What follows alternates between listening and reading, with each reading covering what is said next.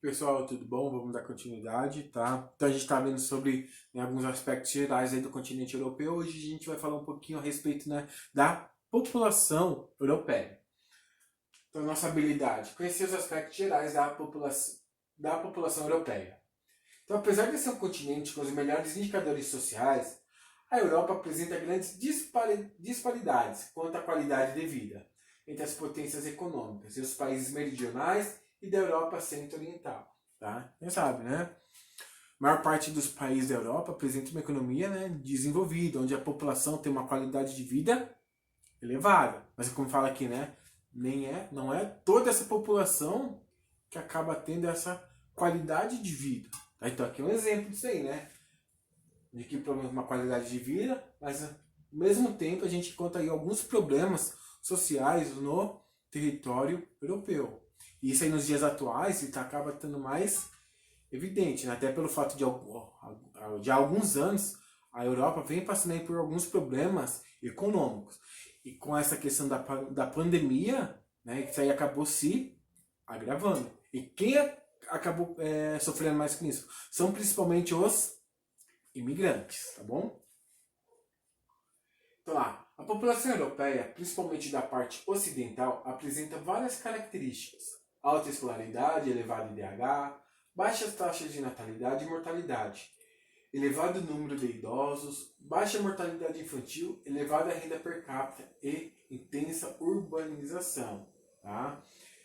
Genericamente, a Europa é o continente que apresenta as menores taxas de crescimento natural e demográfico, com vários países vivenciando decréscimo em sua população. Então isso é uma característica aí da maior parte dos países europeus, como nós já vimos lá nessa questão dos conceitos demográficos. Tá? Essa condição é consequência do estágio avançado da transição demográfica, advinda da urbanização e da industrialização antigas. Né? Vamos lembrar qual país que deu início a esse processo de revolução industrial, né? Que foi a Inglaterra, né? Um dos países mais ricos economicamente do mundo, né? Consequentemente aí da Europa também. Das elevadas taxas de escolarização e alfabetização, da forte presença da mulher no mercado de trabalho e da universalização do acesso à informação e aos métodos contraceptivos, que por sua vez influenciou as baixas taxas de natalidade e fecundidade. Tá? Um exemplo aí, o porquê que o território europeu está apresentando essas baixas taxas, né, de crescimento vegetativo. Em alguns países, para vocês terem uma ideia, esse crescimento vegetativo ele já é negativo. E aí, pessoal? Entre todos os continentes, a Europa apresenta a menor percentual de população jovem e a maior de população idosa. Apresenta também a expectativa de vida mais elevada. Tá? Então, a Europa também apresenta uma diversidade étnica muito grande. Tá? Então, alguns grupos étnicos que a gente encontra. Né? Nós temos aí os germânicos, tá? Que ocupa principalmente a parte central e norte da Europa. Entre eles estão os alemães, austríacos, holandeses, suecos, noruegueses e britânicos. Também temos os eslavos, né, que são aí os russos, poloneses, ucranianos, tá, servos. Também temos aí os latinos, tá, que são aí os portugueses, espanhóis, italianos, franceses, romenos, tá, entre outros. Tá. Então acaba aí, a Europa apresenta também uma grande diversidade étnica também, étnica e, consequentemente, uma diversidade cultural muito grande. Tá. Distribuição da população europeia. A população europeia é predominantemente urbana, em decorrência do histórico e amplo desenvolvimento industrial e comercial, tá? Principalmente a partir da Revolução Industrial. A indústria concentra a população devido à necessidade de mão de obra. Atualmente há uma grande desigualdade na distribuição da população europeia, em razão da história econômica, do povoamento e das condições naturais bastante diversificadas. Quando a gente fala nessas condições, né, que algumas áreas apresentam condições melhores que outras. Né? Se a gente pega lá mais ao norte norte da Europa, né, fatores climáticos acabam influenciando diretamente nessa distribuição. Pelo fato de apresentar temperatura muito baixa na maior parte do ano, Então a concentração populacional nessas regiões acaba sendo mais baixa. Tá? Há um grande vazio demográfico no extremo norte, tá? E nas áreas de alta montanha.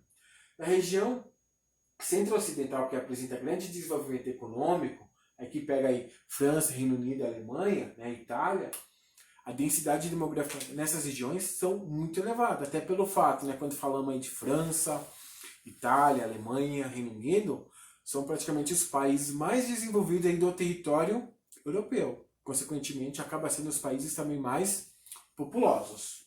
Tá? Quando a gente fala nessa questão da migração, tá? Hoje, atualmente, a Europa está passando vários problemas econômicos, como eu disse anteriormente. Tá? Mas há um grande número de imigrantes indo para o território europeu. Por quê? Porque, querendo ou não, ainda apresenta, né, os países apresentam uma qualidade de vida superior, né, a de países aí como da América Latina, do continente africano, de países asiáticos. Então essas pessoas procuram o quê? Condições melhores, né, estão em busca aí de uma qualidade de vida melhor. Emprego, saúde, educação, segurança, assim por diante. Por isso que a Europa aí, o continente europeu, acaba sendo um fator de atração para um grande número aí de imigrantes que, né, procurar aí países da Europa. Então, com o neocolonialismo, muitas pessoas saíram da Europa em direção às áreas colonizadas. A imigração aumentou com a devastação das duas guerras. Após a Segunda Guerra, a Europa passou a ser um espaço de imigração. Tá? Então, no processo de colonização, né, o pessoal saía. E também, na sequência, veio a questão da Segunda Guerra, que foi um fator para as pessoas saírem. Porém, com o fim da Segunda Guerra, né, as pessoas voltaram, então, à Europa e também buscavam, então, a Europa novamente para poder se instalar. Devido a essa economia crescente que a Europa aí passou por décadas, ok? Com o mundo globalizado e informatizado, a Europa prefere comprar de outros países produtos de menor tecnologia, sendo assim, com a menor necessidade de mão de obra. O trabalhador estrangeiro é tido como um concorrente com os trabalhadores europeus no mercado de trabalho da Europa, gerando assim uma espécie de xenofobia. Né? Então, quando a gente fala de imigração na Europa, temos que lembrar diretamente dessa questão da xenofobia, que é o que? É o preconceito contra imigrantes, certo, pessoal? Tá? Então, a partir da década de 50, a Europa intensificou o processo de imigração interna, onde os habitantes dos países mais pobres migraram para os outros países mais ricos. Antes da crise do sistema socialista no leste europeu, essa região era alvo de imigração vindos do terceiro mundo. Porém, depois da crise socialista e da desfragmentação da União Soviética, fugiram aí para os países da Europa Ocidental, né? Porque os países da Europa Ocidental acabam sendo mais desenvolvidos que os países da Europa Oriental, tá bom? Só atividade aí no caderno para vocês realizar então. Até a próxima aula. Tchau, tchau.